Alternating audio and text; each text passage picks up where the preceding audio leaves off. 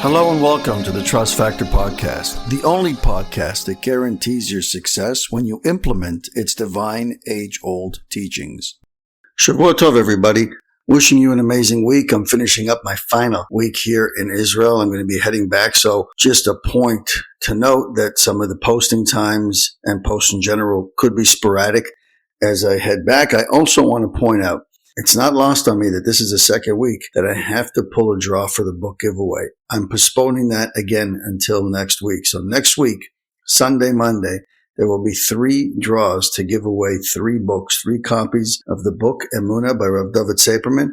Once we're done with those, my friends, which is coming up pretty close, we're going to start giving away the copies of the Garden of Emunah, the book that we're learning from now, which is absolutely a game changer. We left off on Friday. We were talking about the positive and the negative way of connecting to your Creator. The negative meaning that by way of the process of elimination, understanding that it simply does not make sense, that we're going to invest all of our time and energy into things that are finite, the things that will end and that we will leave behind when we're all gone. After 120 years, that stuff gets left behind and it gets forgotten, my friends. Don't know if you've seen that meme. It was a long time ago. It was actually a small video that I saw on social media. Very impactful, hard to listen to, but just kind of reminded you that everybody's time will come and that you will be remembered for a short period of time, but it won't take long for everybody to get back to work, to get back to life, because thank God we have this thing called memory and forgetfulness. That is a gift that the Creator gave us, that we don't sit and remember all the difficult things that happened in our lives, because if we did, we'd be paralyzed with fear. And so that's why we also are able to bring more children into the world, because if women really remembered the feeling and the details and the specifics behind a first delivery of a baby, they would never have more children. But because the Creator in His mercy allows us this thing called memory and the ability to forget, and that as time passes, we remember less and less, that allows us to be able to get back into the delivery room and bring more children into the world. It allows us to get up out of the house and continue on our way and not be paralyzed with fear. But it also allows us to forget the impact that the people who've left us have had in our lives. And so we just get back into things. I'm saying all that to remind you that the place to invest your time and your energy is in the eternal process of life, the things that get left for eternity, the difference that you make in people's lives that they can then pass forward. Those are the things that we take with us to the next world. So that was the negative way, by way of the process of elimination. The positive way, and the one that I really love to do, is to connect to my Creator with my words. Sit in your car and have a conversation with Him in your own words. Sit in a room by yourself if you're meditating or just taking some downtime and speak to your Creator in your own words. Thank Him for the life that He's given you and ask Him for the things that you need. Now, the trick here, my friends, is this may sound like a cop-out, but believe you me, it's not. The trick is set the bar low. Ask for things that are reasonable. Just because you want to be the next Elon Musk doesn't mean he's going to give it to you because that's what you want. If it's good for you, he will give it to you. If it's not good for you, you can bounce around all you want.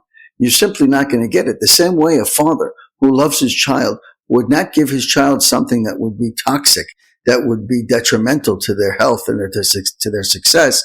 The same way, only infinitely more, the Creator knows what's good for you and what's not good for you. So He's not going to give you things that He knows are going to stunt your growth. He wants you to grow. And if whatever you're asking for is going to actually have a negative effect on you and slow your growth, then you better believe He's not going to give it to you. You can try and take it, but that's a very different thing from you receiving it. So set the bar low.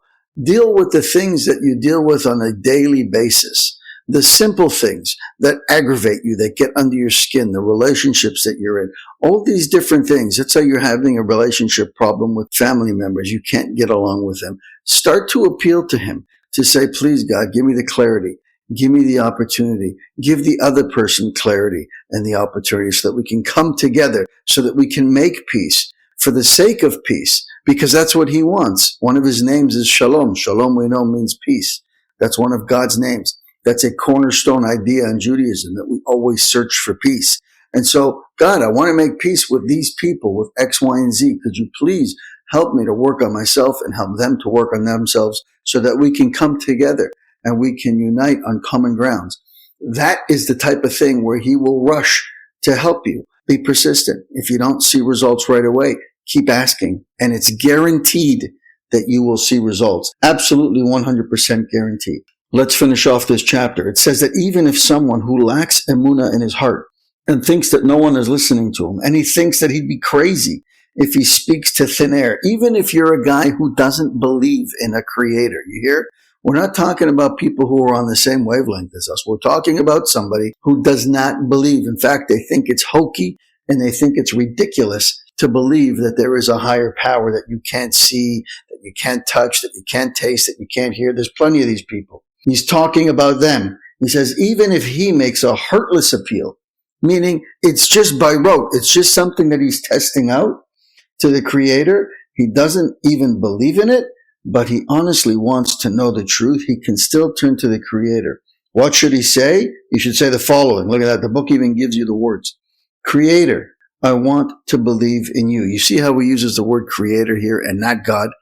He's even willing to dumb it down for the people who are so stubborn that they don't want to acknowledge that there is this thing called God. He calls it creator. Okay, no problem. Creator, I want to believe in you. I want to get to know you. I know that I'm incapable of seeing you, but I want you to do certain things that will show me that you hear me. I want you to do such and such. Please do this for me. Even if at first I'll think it's coincidence, ultimately I'll have to acknowledge that this is the truth and that you hear me. Let me add something to that. I did this 20 years ago as I sat and listened to my rabbi, Rabbi Mizrahi. He should live to 120 and he should continue to spread Torah throughout the world. What he told me 20 years ago was proof after proof after proof. He showed me the things that I should be noticing in my life. But you know what I kept doing? What most guys do. Women a little less, but generally guys are like this. We call it coincidence. We call it happenstance. We call it everything but the truth. And we always want to argue. We go, that's an interesting point you made there, Rabbi. Really interesting. But I might be able to explain it away with X, Y, or Z. And I do that once, twice, 5 times, 7 times. Eventually you get to the point where you've heard things that are so unbelievable that you have no choice but to surrender. Once you've done your homework, once you've investigated the claims that are being made, once you've investigated the actions, once you've tried it out on your own and you've seen his hand clear as day, which you will, you have no choice but to surrender with love. And you recognize that you've been missing the boat all this time. I did it, my friends. I know so many people who've done it, and you can do it too. It does not take much. And as he says over here, you could be a complete disbeliever. Even more so, he wants people on board like that. He wants the stubborn people. He wants the people who are difficult to connect to. Why? Because if you're difficult to connect to now, you'll be difficult to connect to once you've already accepted the truth that he runs the world, that he created it, and that he's a loving father and wants to be in your life. Once you've recognized that, once you've incorporated that into your life and you've learned about it and you've substantiated it for yourself with absolute clarity, then you know what happens? That stubborn part of you, that part that digs your heels in, that dug it in before when you weren't a believer, now you'll dig it in as a believer, as a knower of God. I don't like calling myself a believer. I never have, because believe implies that I don't know. I'm not sure. He may exist. He may not exist. He may exist to a certain extent. He may have dropped us off here and said, good luck. That's what it implies. My rabbi, again, always used to say, if I believe that it's raining outside, it means that I don't know if it's raining outside. I think it might be raining. It may not be raining. If I say I know it's raining outside, then you could take it to the bank because I'm confident in that. I'm a knower in our Creator. And you need to be knowers. By the way, it says you should know God in the Torah throughout the Torah. It only ever says believing in God once. And in the same place that it says believing, it also says knowing. That's not a coincidence. God doesn't want you to just believe in him. He doesn't want baseless belief. That's not Judaism.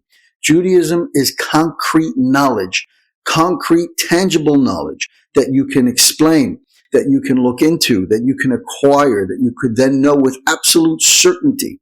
Some things obviously are beyond our reach, but there is enough there for you to be able to understand with absolute 100% certainty that he created the world, that he runs the world, and that he wants to be involved in our lives on a daily, minute by minute, second by second basis. When you get there, my friends, life begins to change for you. It says, follow this path and you'll see Emunah with your own two eyes. If a person sincerely desires the truth to believe in and to get to know the Creator, then the Creator will listen to every word that you say and fulfill your requests, helping you to believe in Him. My friends, I, for one, can attest to that. Have an amazing day.